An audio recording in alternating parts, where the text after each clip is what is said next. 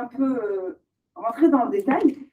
Et vous allez voir que là, en fait, je vais vous montrer, vous allez découvrir quels sont les 4 uniques, je vous répète les amis, c'est vraiment unique, les 4 uniques compétences à avoir sur le digital.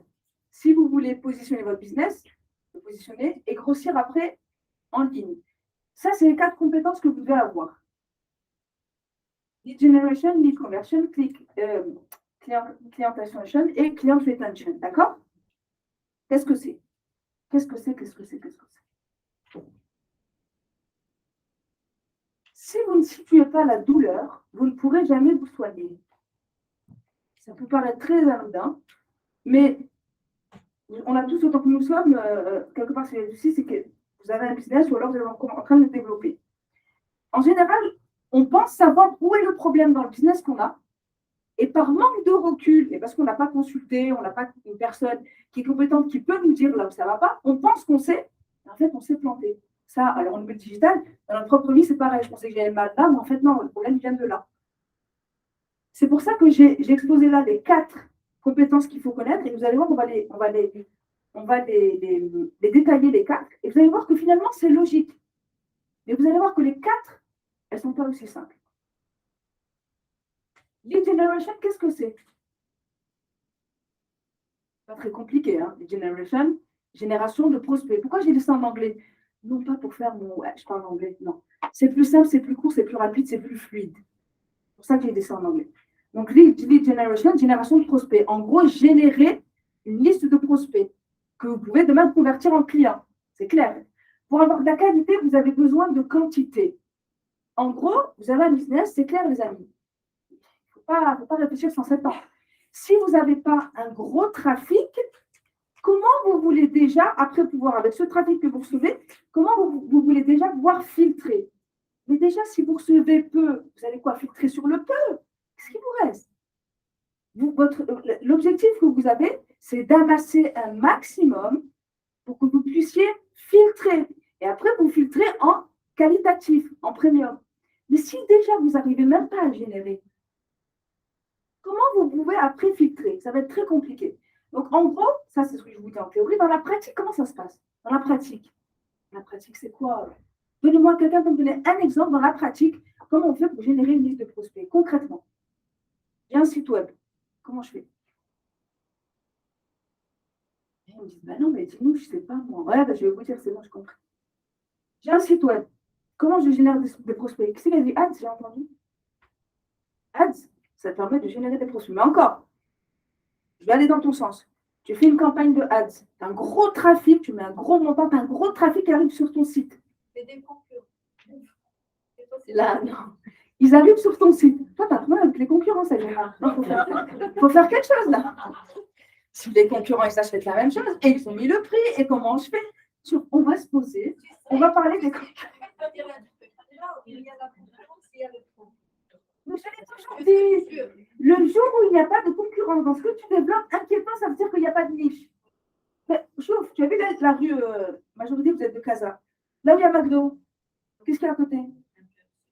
Burger King, Quick en face, KFC. Bien sûr, évidemment, il n'y a pas de secret. C'est pour ça, moi j'ai beaucoup de personnes, je le redis encore, beaucoup de personnes qui me disent Nadine, j'ai trouvé une bonne idée. Il n'y a personne qui le fait. J'ai dit non, stop, ne le faites pas. Ne le faites pas. C'est vrai, c'est pas vrai. Parce que je l'ai vécu. Non, dans un seul cas, si tu développes quelque chose d'unique, où tu vas être roi de ta niche. Exemple concret, Uber. Oui. Évidemment, t'imagines s'il me parle, Nadine, je vais développer Uber. Non, tu es tout seul, évidemment. Mais il faut savoir que tu es tout seul, mais tu es roi de ta niche qui va créer la concurrence. De manière générale, quand vous entendez quelqu'un qui vous dit j'ai une bonne idée, c'est de la bonne personne le fait, ça va marcher. Non, oublie. C'est surtout que beaucoup l'ont fait avant toi et que ça ne va pas marcher en fait. C'est plus ça la réflexion.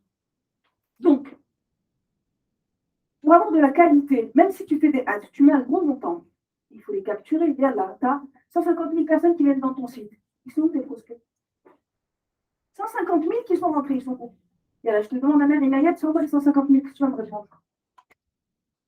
Il faut les garder. En fait, on les convertir pour qu'ils remplissent ce formulaire avec sa généralité. De plusieurs manières. Ils vont remplir un formulaire. tu vas donner un niveau qui vont te donner leur adresse. Mohim, on s'en fout.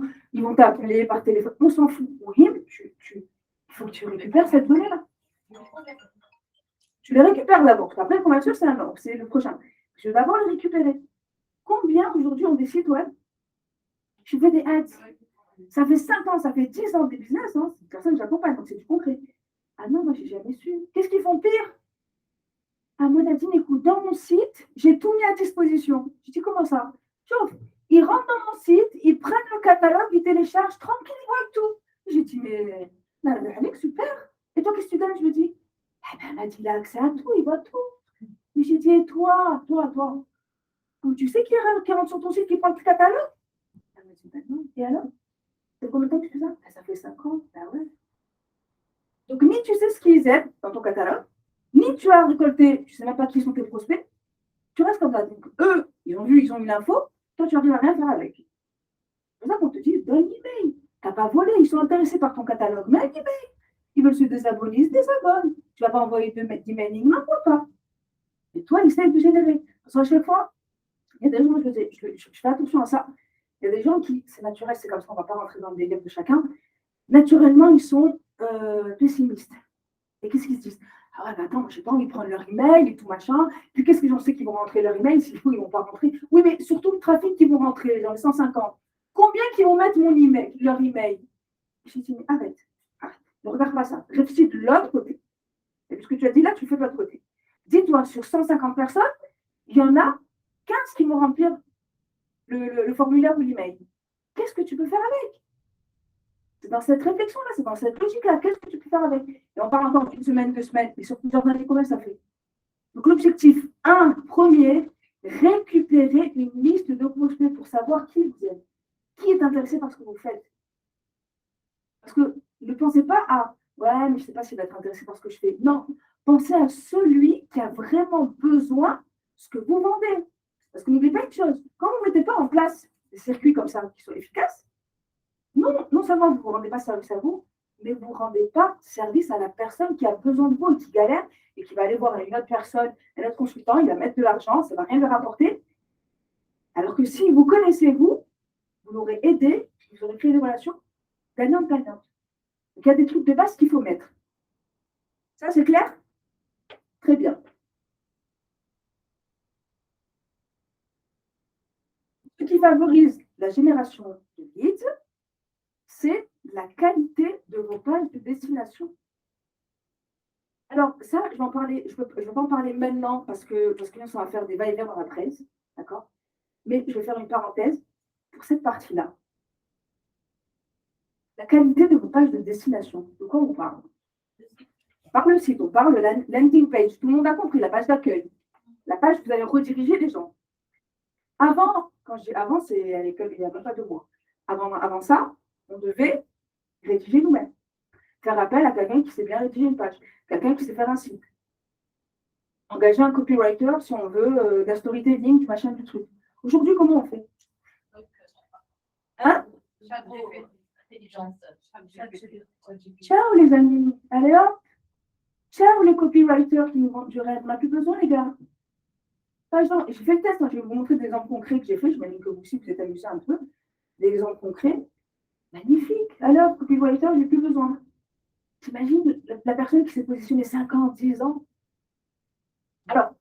On risque pas de savoir. Une qualité partout.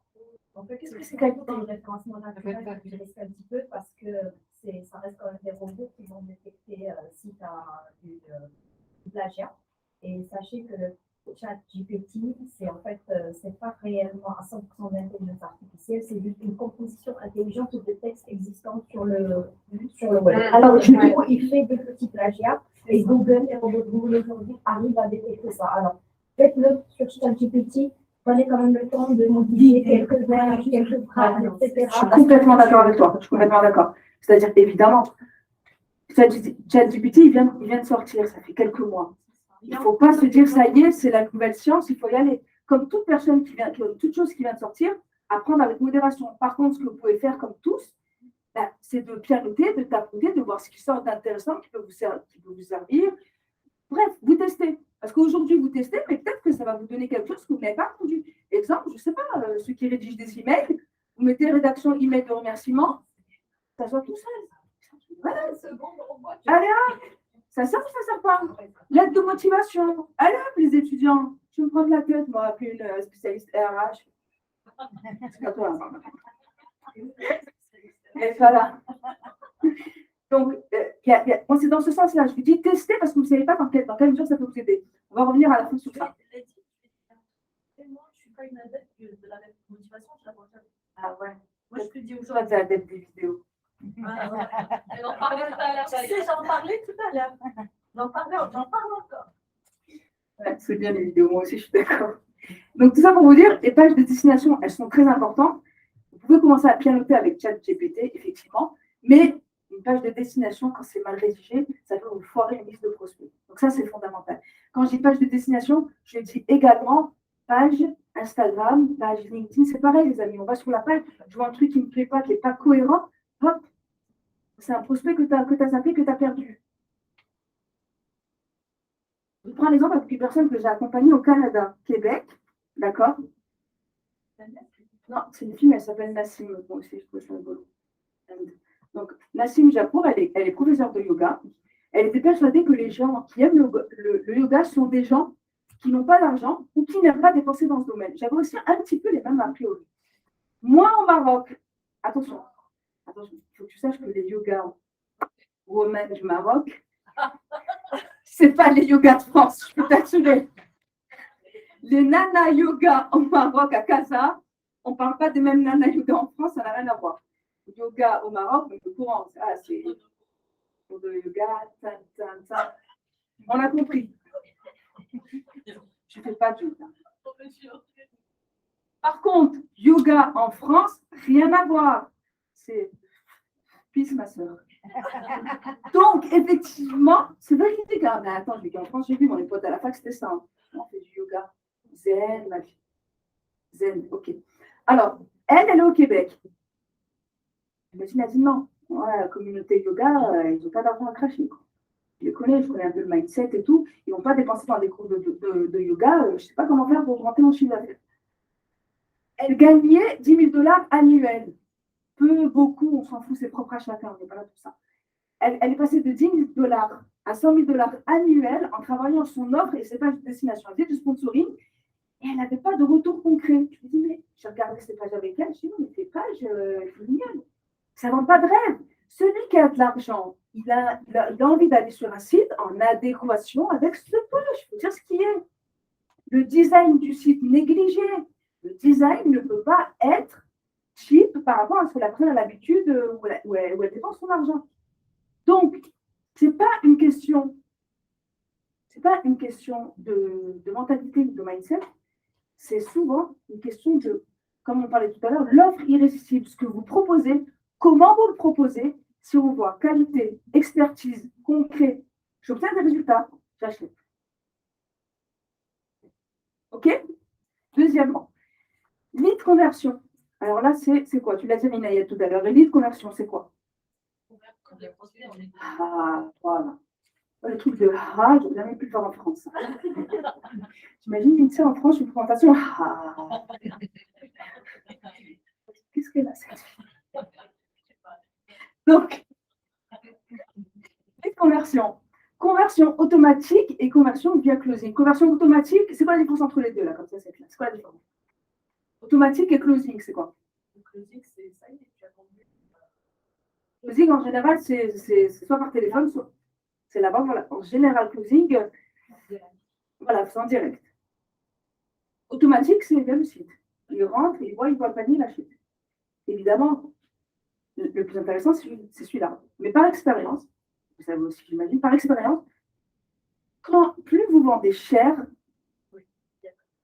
tu ne vas jamais vendre, toi, un coaching à 10 000 € en automatique, mais ça va ou quoi dans ta tête? La personne, elle ne t'a jamais parlé, oh, je fais le closing, je veux une consulte, un accompagnement à 100 000 dirhams l'année. Ouais, non. Évidemment que non. Quand tu dépasses un certain montant, certaines qualités de prestation, tu dois parler à la personne. C'est fondamental, évidemment. Mais il n'y a aucun souci pour ça, c'est des règles du jeu, c'est normal. Et c'est pour ça que J'encourage, je dis à chaque fois d'avoir des niveaux. Comme ça rentre en automatique, tu dors. Et ça, tu le fais, voilà, de temps en temps. Et c'est des gros montants. Et quand tu monopolises ton temps, parce que là, tu monopolises ton temps direct. Là, il n'y a pas de temps, là, c'est du temps. Tu vas te rendre compte, ton temps, c'est de l'argent. Et quand tu monopolises ton temps, c'est pour beaucoup d'argent, c'est pas grave. Aussi simple que ça. Claire? J'allais dire par rapport à la conversion automatique, parce qu'au Maroc, aujourd'hui, on n'est pas très à l'aise à payer. Très, très bien, bon point. Comment on fait? C'est quoi? C'est ça la question? Déjà, comment on peut gérer ça? Oui, parce que moi, j'ai déjà un blocage avec plusieurs sites, tu vois. Donc, je me dis, ça sera le cas. Tu dis blocage psychologique. Payer sur Internet, je préfère le closing, je préfère voir la personne, aller payer sur place. Oui, je suis d'accord avec toi. Alors, le paiement à la livraison. effectivement, je suis d'accord avec toi. Au Maroc, ce n'est pas encore démocratisé le paiement en ligne. Sur certains. Bon, non, clairement, on se le dit, c'est clair. Alors, qu'est-ce qui se passe? Tu t'adaptes.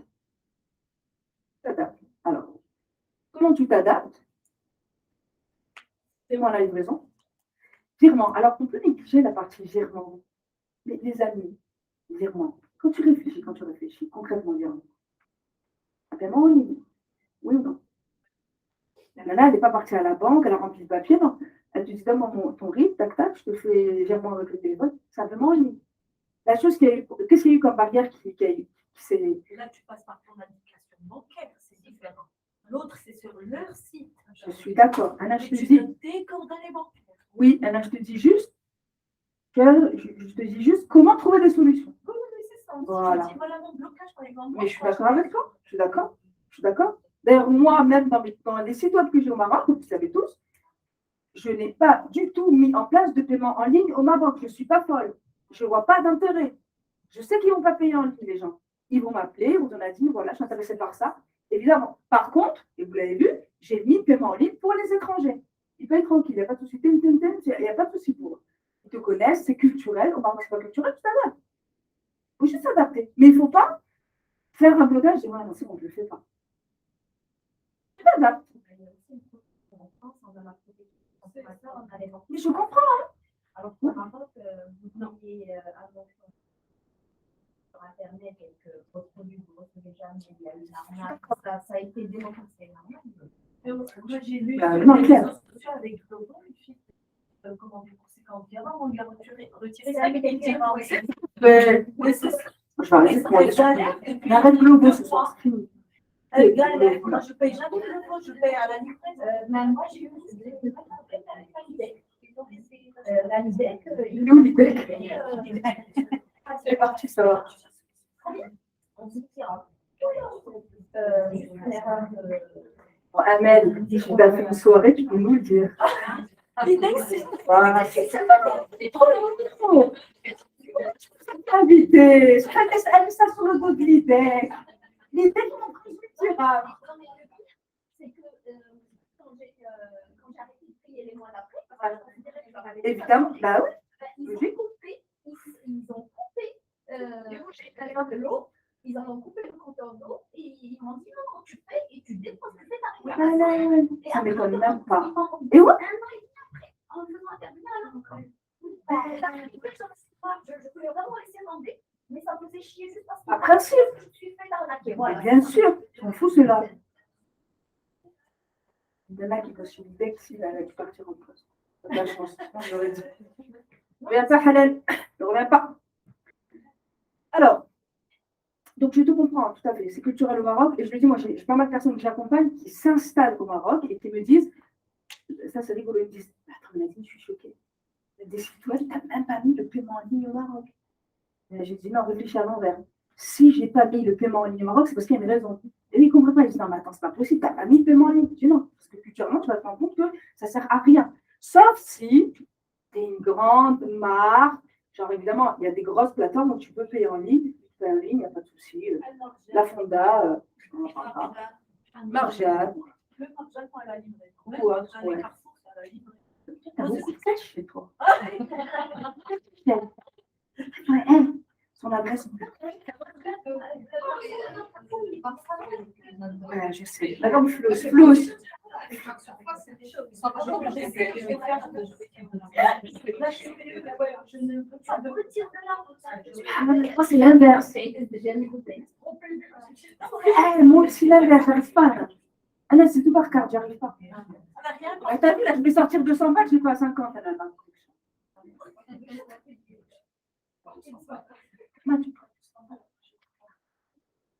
Donc, oui, donc, évidemment, s'adapter. Le plus important, comme d'habitude, c'est de trouver des solutions pour convertir. Après, je le dis à chaque fois, je le dis très souvent. Vous avez, les amis, 4 niveaux, parce que les gens sont très pressés. Aujourd'hui, encore plus. On est très pressés avec les prospects qu'on a. Vous avez 4 types de prospects. 4 types de prospects et après qui deviennent des clients. Vous avez 20, 30, et voilà.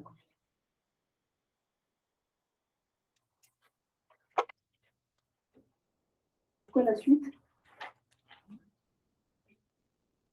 20, 30, 20, pardon. 30 et 20 ici. Ça, on va prendre le cas par exemple d'une page Instagram, c'est très bien. Le nombre de followers que vous avez, vous divisez là en 20%, 30%, d'accord, et 20% ici. Ici, c'est qui là, ceux-là? Hein? C'est bon. C'est correct, chocolat. 20%. Là, c'est les gens qui sont juste là pour naviguer. Ils ne vont jamais acheter chez toi, jamais, oublie. Ils sont juste là parce qu'ils sont là. Ça passe. Voilà. Par curiosité. Curiosité. Eux, c'est les curieux qui ne vont jamais acheter. Hein. Soit ils aiment bien ce que tu fais. Ouais, pourquoi pas. Tu les divertis. C'est joli, j'aime bien. Envoie un message de temps en temps, super ce que tu as fait. Cœur. Mais bon, voilà. Pire, ils n'ont même pas besoin de ce que tu vends. Hein. Curieux, ils aiment bien regarder, par curiosité. Les 30 ici. Lesquels? Ouais, ils prennent leur temps. Ils aiment bien ce que tu fais. Ils ont un petit love, mais ils prennent du temps. Ils n'ont peut-être pas besoin tout de suite. Il faut prendre le temps avec eux.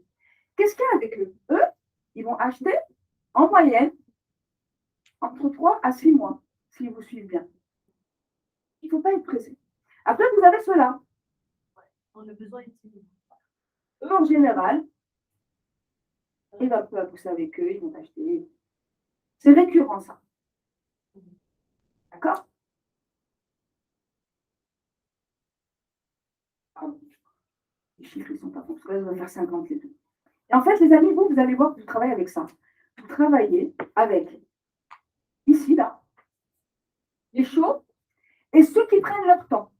Parce que eux, il ne faut pas être pressé. Hein. Aujourd'hui, il y a plein de fois où on est là, putain, je vais peut-être faire cette vente et tout, machin. Non, n'achète pas. Il faut prendre du temps. Ils ne vont pas acheter maintenant, ils vont acheter plus tard, t'inquiète pas.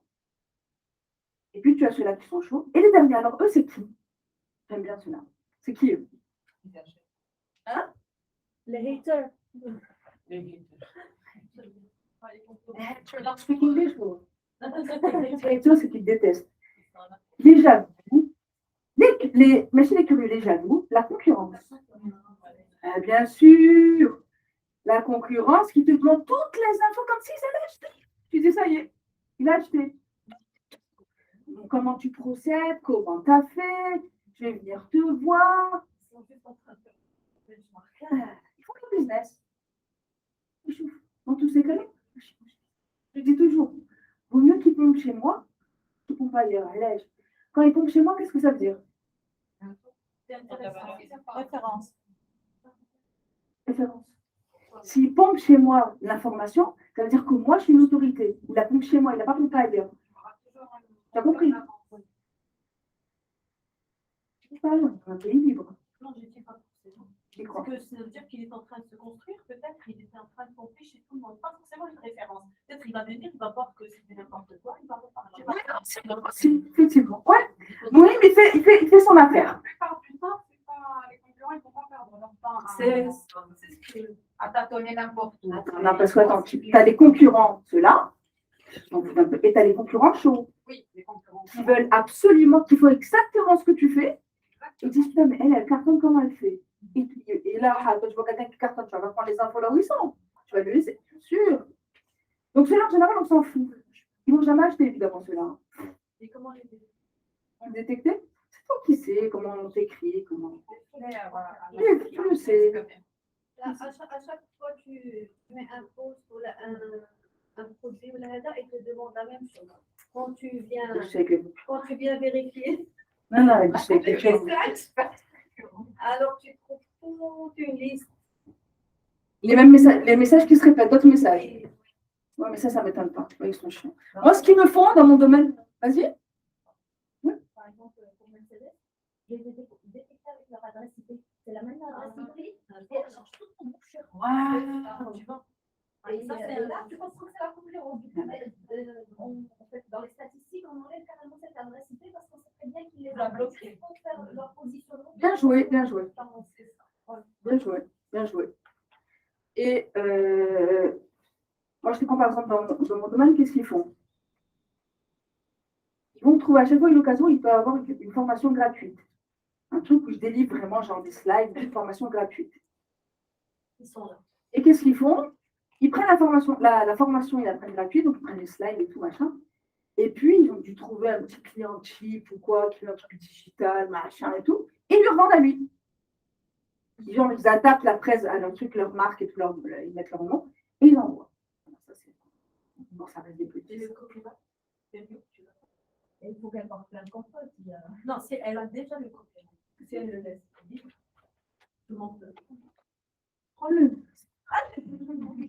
Ouais, mais après, c'est Madame Étiquette.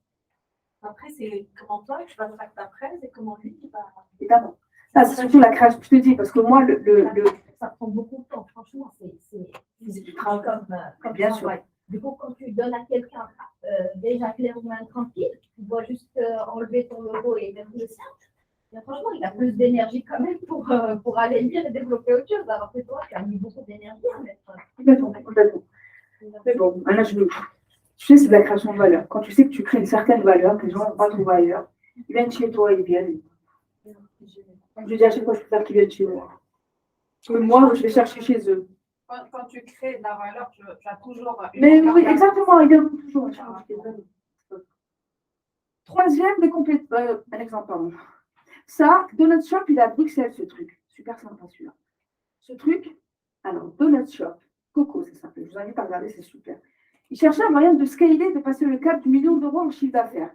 Ils vendent des donuts assez premium, un peu, des fleurs, machin. Vous avez compris, les donuts, comment ils sont un peu chic, sympathiques. Le problème qu'ils avaient, c'est qu'ils n'arrivaient pas à passer un certain cap. Ils faisaient toujours la même chose. Ils ont compris qu'il faut même une certaine créativité, nouvelles recettes, machin, un peu donuts gel avec un peu de fleurs, de chocolat, j'en passe. Mais un truc premium, attention, vous savez, c'est super simple. Et quand je les ai eus, je leur ai dit, mais est-ce que vous êtes positionné dans le B2B?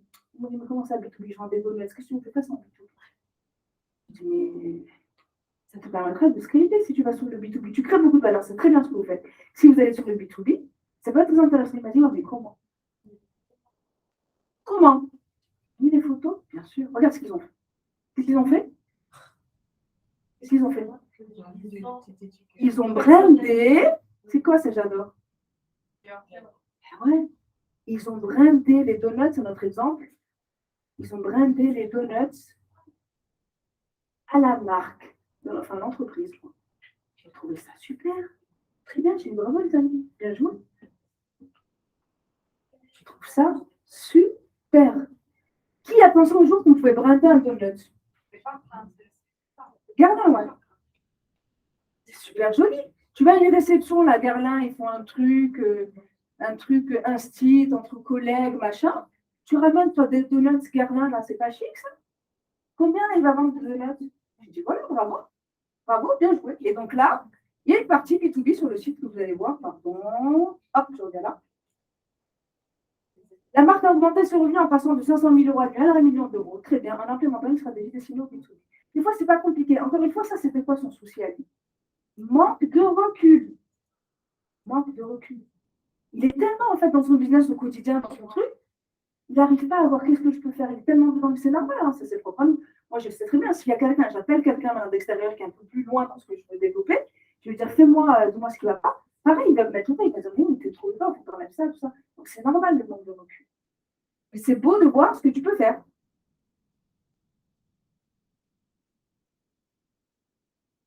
Client ascension, c'est quoi? L'ascension du client. En gros, c'est ce que je vous ai montré ce matin. Vous vous rappelez l'escalier? Oui. Voilà. Faire en sorte que ton client commence à acheter un certain produit et il reste avec toi pour acheter tout le reste. C'est ça ton objectif. Il faut que ton client reste. Il faut que tu le fasses gravir avec toi. S'il reste, il n'achète rien, bon, il ne sert à rien. Et pose-toi la question, ça veut dire que forcément, tu ne crées peut-être plus de valeur. Tu commences à te renouveler. Pricing cohérent, logique et visible. Si la personne n'arrive pas à voir tes offres, ce que tu proposes, comment tu veux qu'elle aille avec toi plus loin? Surtout que, je le dis à chaque fois, n'oubliez pas, il se peut que vous délivrez vraiment de la qualité dans ce que vous faites et vous perdez des clients, c'est vous qui les envoyez, c'est pas eux, c'est vous qui les envoyez ailleurs parce que vous n'êtes pas présent en ligne comme il se doit. Et c'est vraiment dommage. Et enfin, non, pardon. Si tu ne montres pas d'échelle de prix, tu pousses le client à aller acheter chez des concurrents. Très bien, je suis la presse. Dernier point, client retention, la rétention du client. Le client reste car il se fait comprendre et non pas parce qu'il comprend tes produits. Vous avez compris, ça c'est important. Le client reste parce qu'il se fait comprendre et non pas parce qu'il comprend tes produits. Arrêtez, ne pensez jamais qu'on achète parce que les produits sont bons. On achète parce que la marque nous a compris. Parce que la personnelle marque, l'expert, nous a compris. Voilà. Tu as compris le besoin. Moi, j'ai beaucoup de personnes qui je les ai au téléphone et je fais attention à ça. Avant de raccrocher, ils me disent Annie, je suis contente parce que tu as compris mon besoin. Fondamental. La personne, elle va avec toi parce que tu as compris son besoin. Et ça arrive, hein. Tu parles avec quelqu'un au téléphone, tu passes à côté. Tu es en train de parler d'un autre truc. Non, c'est pas ce qu'il veut en fait. Reviens. C'est pas ce qu'il veut. Il veut ça. Tu continues tout bien parce que tu dis je vais vendre. Non, écoute ce qu'il dit. Et ça te permet de garder ton client. Ce qui veut dire, si elle me comprend, si cette marque me comprend, j'ai la possibilité à chaque fois d'évoluer avec elle, de rester avec elle. Parce qu'elle sait où je veux aller. Alors, avant de passer à ça, les amis, vous savez, dans le classeur, mes élèves, là,